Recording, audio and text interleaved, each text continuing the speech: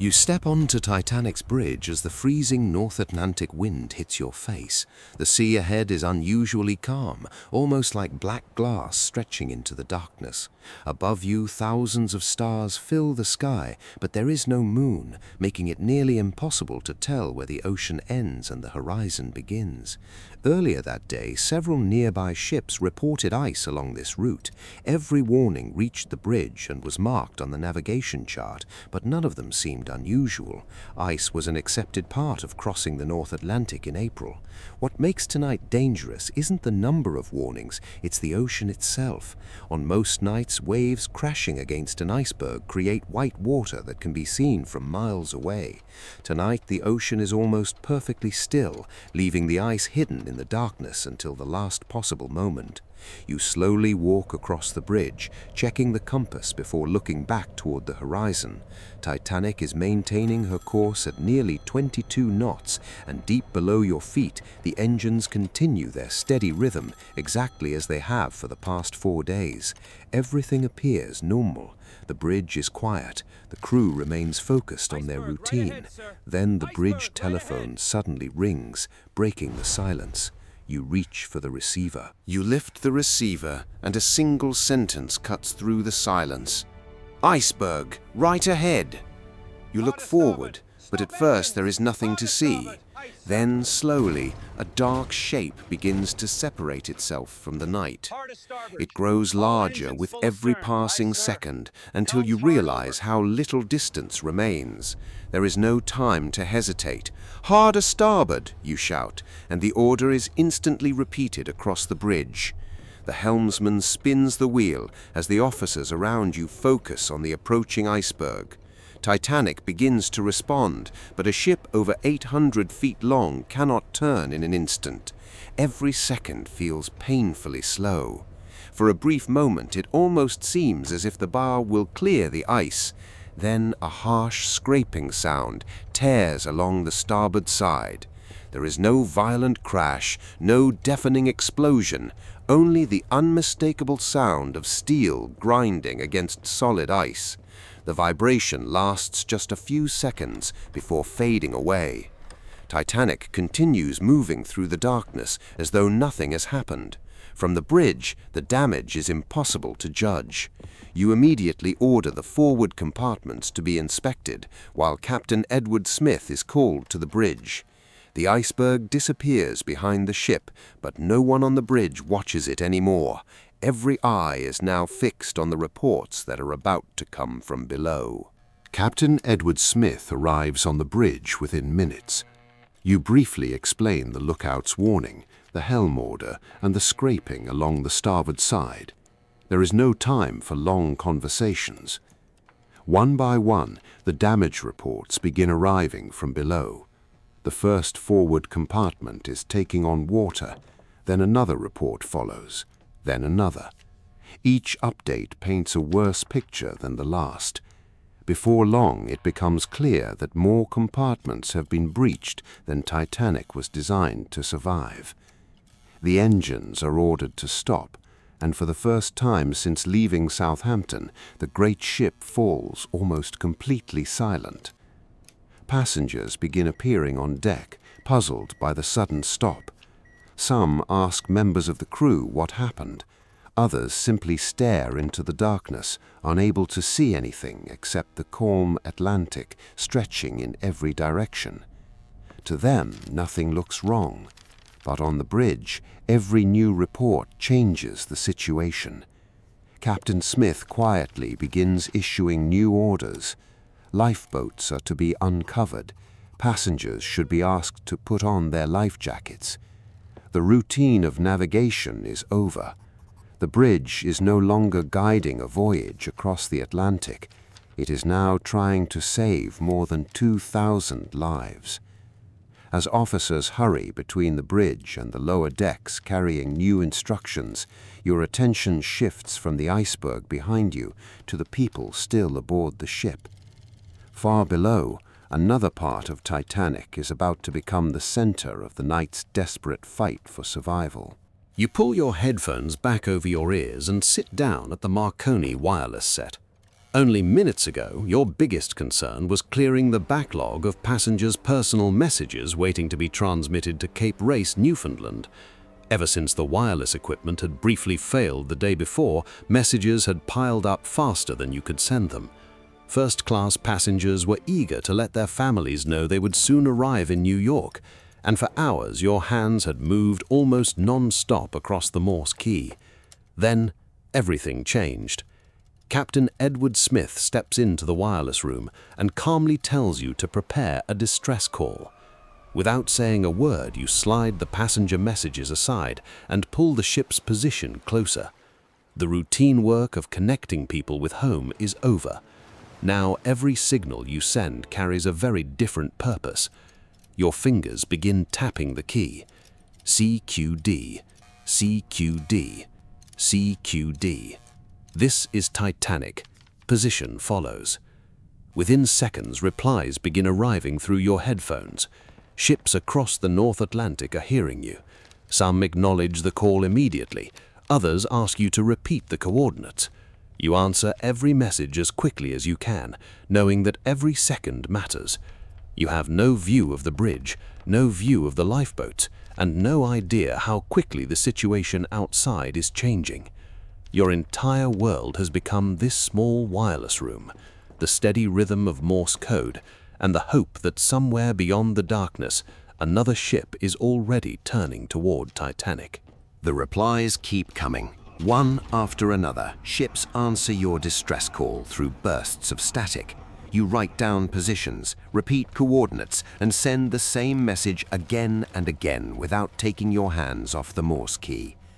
Then another signal reaches your headphones. Carpathia has received your call and is turning around at full speed. For the first time since Captain Smith entered the room, a small sense of hope breaks through the tension. Someone is coming. You quickly check the distance, roughly 58 miles. At her maximum speed, Carpathia will still need several hours to reach Titanic. You don't allow yourself to think about what that means. There is no time. You continue transmitting. CQD, SOS, CQD, SOS. The wireless room grows warmer from the equipment, yet outside the door, the ship feels strangely different. More footsteps race through the corridors. Crew members come and go with urgent messages.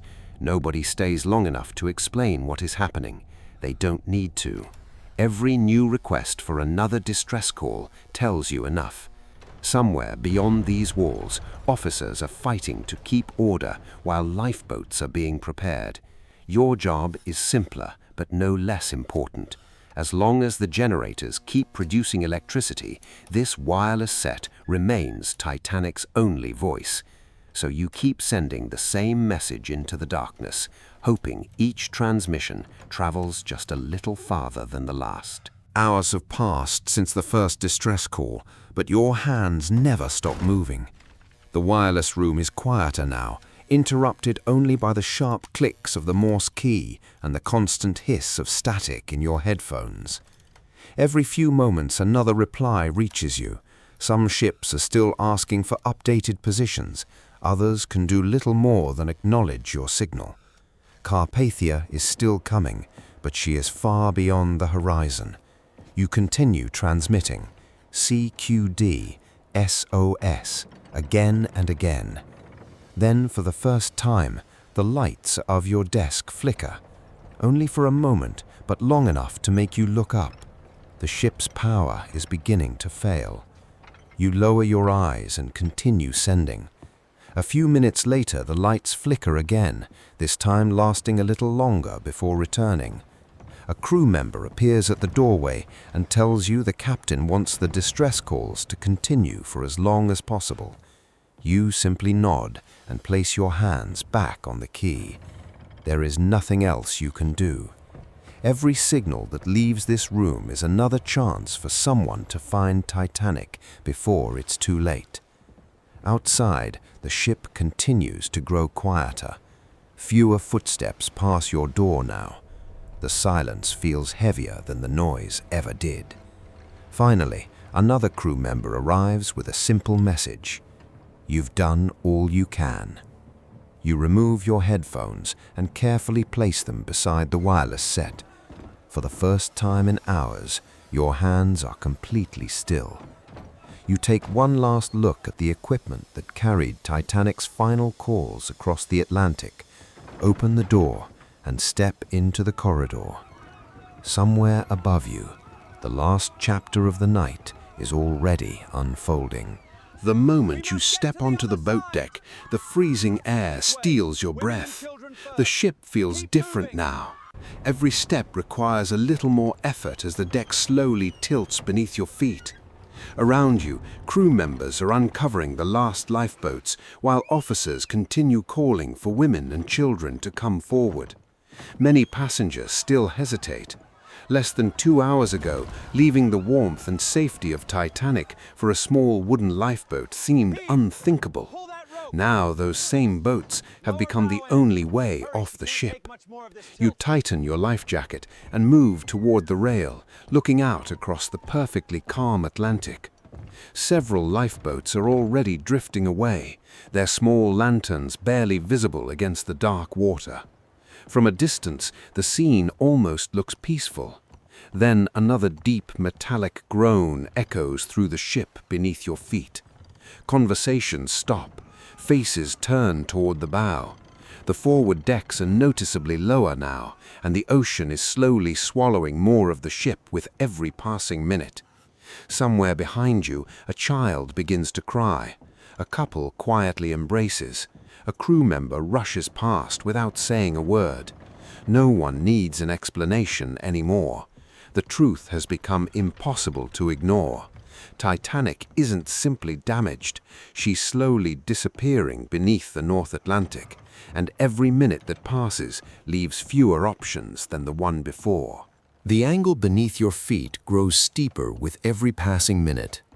You reach for the icy railing to keep your balance as people begin moving toward the stern, hoping to stay above the rising water just a little longer. Most of the lifeboats are already gone. Looking over the side, you can see them scattered across the black Atlantic, drifting farther away from the ship that only hours ago seemed impossible to sink. The lights overhead suddenly flicker, then return. For a brief moment, everyone freezes. The silence feels heavier than the freezing wind. Another deep groan echoes through the steel beneath your feet, louder than before, followed by the unmistakable sound of metal straining under enormous pressure. The bow has nearly disappeared beneath the surface now, pulling the rest of the ship higher into the air. Crew members continue directing the remaining passengers even as the deck becomes harder to stand on. Some people pray quietly. Others stare into the darkness without saying a word. Then the lights flicker again, longer this time. For one final moment, Titanic glows against the night sky as if refusing to disappear. Suddenly, every light goes out. The ship is swallowed by darkness. Only the stars above and the freezing ocean below remain.